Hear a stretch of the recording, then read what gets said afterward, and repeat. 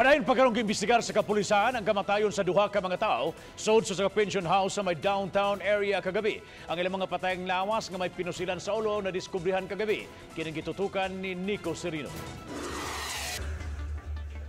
Gabi ina na diskubrian ni ining mga tagduma sa usa ka tourist inn ang patayng lawas ning duha nila ka mga guests sulod mismo sa kwarto.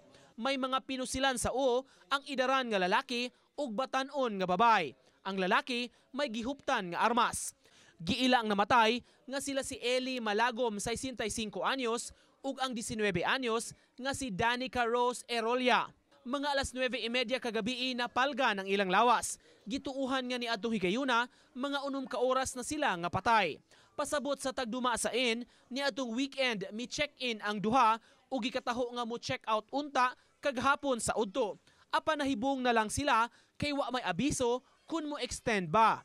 Di sab sila mutubag sa telepono, maong puwersahan nga gibuksan ang kwarto pagkagabi.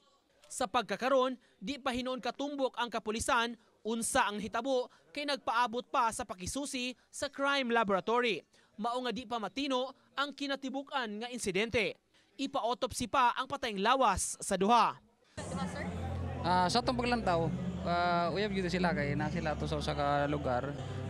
We are still waiting for the result of the crime laboratory sa giimbestiga sa SOCO.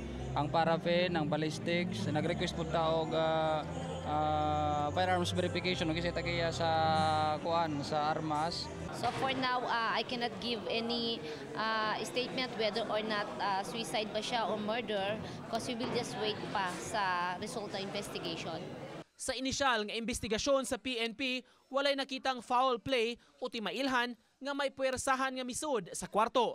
Based on our ocular nga kuan, nga paglantaw lang, no.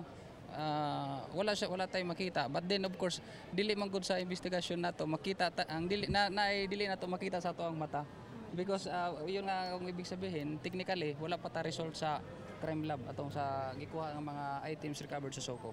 Padayon pang gipakisayran sa mga investigador ang background sa duha ka mga biktima.